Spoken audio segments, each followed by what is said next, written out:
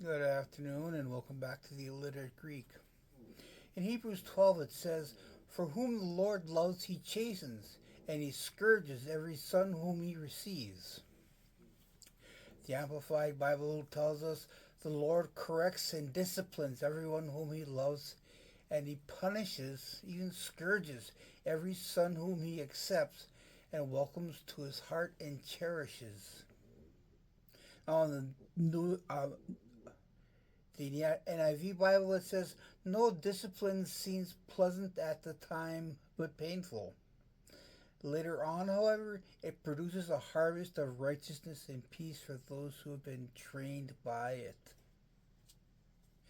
Proverbs 22 says, "Foolishness is bound up in the heart of a child, but the rod of discipline will drive it far from him." So let's take a look at a couple of words there. That word chasten. For all that he loves, he chastens. It's the concordance, the G3811. It's the word padueo, and it means to train a child or cause one to learn, molding the character of others by reproof and admonition.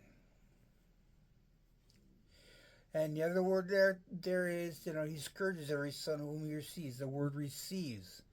And the concordance is G3858, paradoxomeo, to take up to oneself, to admit, not reject, to receive as one's.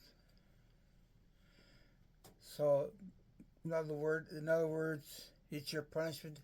Take it and move on. But the problem is, we tend to be so reactionary, so easily offended, so thin skinned, so quick to judgment.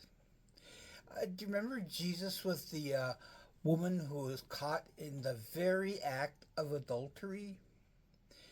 I mean, think about that. Yeah, what she was doing wrong, but those Pharisees had to catch her in the very act. They were plotting and scheming against Jesus, and they were willing to do anything to try and catch him in it. But Jesus warns us in James, he tells us to let every man be swift to hear, slow to speak, and slow to wrath. For the wrath of man does not produce the righteousness of God. Remember that. The wrath of man does not produce the righteousness of God. Pride and fear prevent us from accepting that chastisement, which can be a growing experience for us. The final thought: when was the last time you or I reacted out of anger? How did that go? Something to think about. See you next week.